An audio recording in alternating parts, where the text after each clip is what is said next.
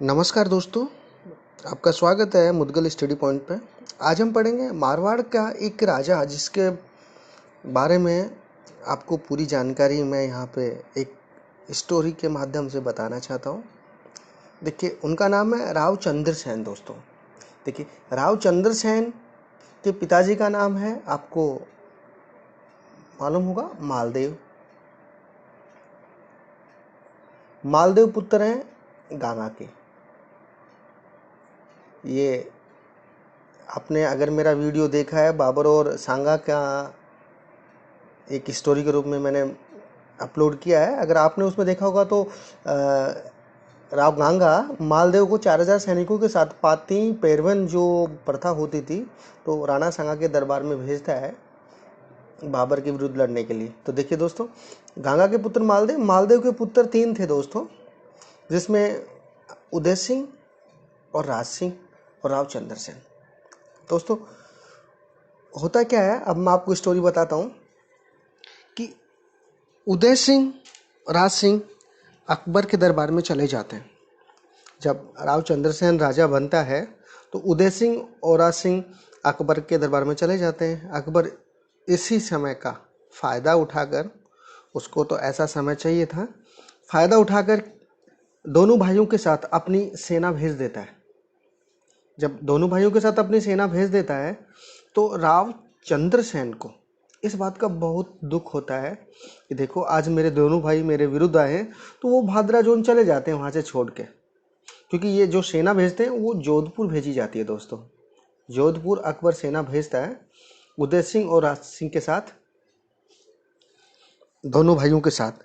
तो दोस्तों सेना भेज दी जाती है, तो इस बात का दुख होता है राव चंद्रसेन को। दुख होता भी क्यों नहीं, अपना भाई अगर अपने साथ ऐसा करे तो दुख होगा। तो वो वहाँ से भादरा चले जाते हैं। भादरा जाने के बाद दोस्तों फिर अकबर उसका पीछा करता रहता है सेना के द्वारा। तो दोबारा सेना भेजी जाती है, जो कि सेना का नाम होता है जलाल खां। लेकिन उससे पहले की हिस्ट्री मैं आपको बताना चाहता हूँ। जब यहाँ पे भादरा जोन चले जाते हैं तो यहाँ पे इनका जीवन बड़ा मुश्किल परिस्थिति से गुजर रहा होता है। तो मुश्किल परिस्थिति से जब भी कोई आदमी गुजरता है तो दोस्तों एक समय ऐसा आता है जब वो सब कुछ भूल जाता है और एक ऐसी स्थिति में चला जाता है जहाँ पे कि सोच भी नहीं सकते। तो नागौर दरबार लगा हुआ था जिसमें अकबर था, तो ये नागौर दरबार में चले जाते हैं राव चंद्रसेन, और इन्होंने मन बना लिया अपना कि चलो अब मैं अकबर की अधीनता स्वीकार कर लेता हूँ, क्योंकि ऐसा जीवन में कब तक जीवन यापन करूँगा। तो वहीं पे पृथ्वीराज राठौड़ होते हैं, जो कि अकबर के दरबार में कार्यरत होते हैं। आपको मैंने बताया होगा, राणा सांगा के युद्ध में जब महाराणा प्रताप चिट्ठी लिख के भेजते हैं अकबर को कि मैं आपकी अधीनता स्वीकार करने के लिए तैयार हूँ, तो वो चिट्ठी पृथ्वीराज राठौड़ को मिलती है जिसका नाम है पीथल। और आपने वहाँ पे देखा होगा पीथल और पातल। तो वहाँ पे पीथल का मतलब होता है पृथ्वीराज राठौड़, पातल का मतलब होता है महाराणा प्रताप। जब ये राणा सांगा और बाबर के युद्ध के बीच की कहानी है, तो आप वो वीडियो देखें, आपको बहुत ही इंटरेस्ट आएगा, आपको अच्छा लगेगा। अच्छा लगे तो लाइक और शेयर कीजिए और मुझे बताइए कि आप नेक्स्ट वीडियो किसको चाहते हैं। तो दोस्तों हम कहाँ चल रहे थे, नागौर दरबार में मन बना लिया इन्होंने, राव चंद्र सेन ने। देखिए राव चंद्र सेन ने मन बना लिया, तो वहाँ पर पृथ्वीराज राठौड़ देखते हैं, तो इनको इस चीज़ के लिए वहाँ देखते हैं तो उनको अच्छा नहीं लगता है। लेकिन क्या होता है, राव चंद्रसेन देख रहे हैं कि जो भी राजा अकबर के सामने जा रहा होता है, अकबर के सामने जाता है तो उसको सिर झुकाना पड़ता है। तो उसी समय राव चंद्रसेन ने कहा था, सिर कटा सकते हैं लेकिन सिर झुका नहीं सकते। ये उसी दरबार के बात है कि वहाँ से वो वापस चले आते हैं। वापस आते तो वो भादरा में भी उनका पीछा करते, तो ये सिवाना चले जाते हैं। सिवाना में छापेमार युद्ध करते हैं 2 वर्षों तक। दोस्तों इसी 2 वर्ष में दोस्तों इन्होंने अजमेर, जोधपुर, जेतारण का क्षेत्र मुगल सेना से अपने पास हथिया लेते हैं और मुगल सेना को एक तरह से ख़त्म सा कर देते हैं। इस बात का जब अकबर को पता चला तो वो अपनी तीसरी सेना शहबाज खां के साथ भेजते हैं। शहबाज खां की सेना आती है और आकर के सिवाना पे अधिकार कर लेती है, जहाँ पे रावचंद्र सेन का शासन था। तो दोस्तों वहाँ पे कर लेती, तो ये भग के सोजत चले जाते हैं और सोजत में जो मुगल सम्राट होते हैं, जो मुगल साम्राज्य था, उसको वहाँ से उखाड़ के फेंक देते हैं, मतलब उनको जीत लेते हैं वहाँ से। अगर मैं कहूँ एक ही लाइन में, तो वहाँ से मुस्लिम शासकों को भगा देते हैं दोस्तों, बिल्कुल से वहाँ से भगा देते हैं।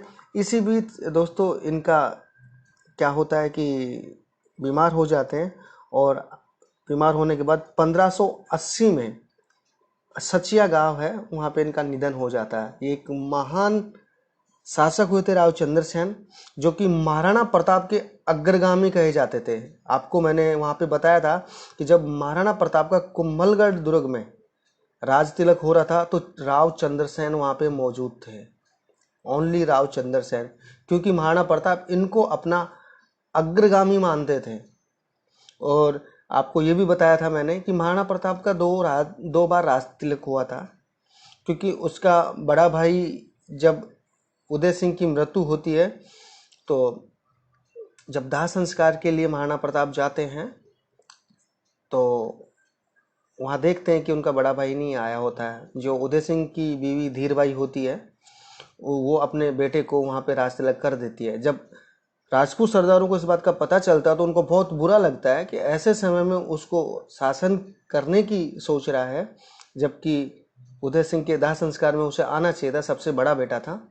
तो राजपूत सरदारों ने उसी गोगुंदा में उसी समय महाराणा प्रताप का राज तिलक कर दिया था कि हमारी तरफ से जो राज तिलक है, राजा है, वो महाराणा प्रताप है। और जब वो घर पे जाते हैं महलों में, तो एक महल की क्रांति नाम से चलता है। वो महल की क्रांति यही है कि वहाँ पे वो अपने बड़े भाई को वहाँ से हटाते हैं गद्दी से और खुद बैठते हैं। यही महल की क्रांति के नाम से है दोस्तों। ये एडवांस में जानकारी थी, ये बीच में आया तो मैंने बताया। तो आप, और इसको कुछ साहित्यकार दोस्तों, बड़ा दुखद बात है कि भूला बिसरा योद्धा कहते हैं। इतने अच्छे योद्धा को, जो महाराणा प्रताप का अग्रगामी है। महाराणा प्रताप एक महान और उसी को उसका अग्रगामी एक भूला बिसरा योद्धा। तो दोस्तों ये विडंबना है हमारे साहित्य की, हमारे इतिहास की। इतने बड़े महान पुरुष को ये कहा गया। दोस्तों आपको ये वीडियो कैसा लगा? अगर आपको ये वीडियो पसंद आ रहा है तो लाइक शेयर सब्सक्राइब जरूर कीजिए। मुदगल स्टडी पॉइंट को सब्सक्राइब कीजिए, जिससे कि जैसे वीडियो आए तो आपके पास नोटिफिकेशन पूछे। घर में रहिए, स्वस्थ रहें, मस्त रहे। जय हिंद, जय भारत।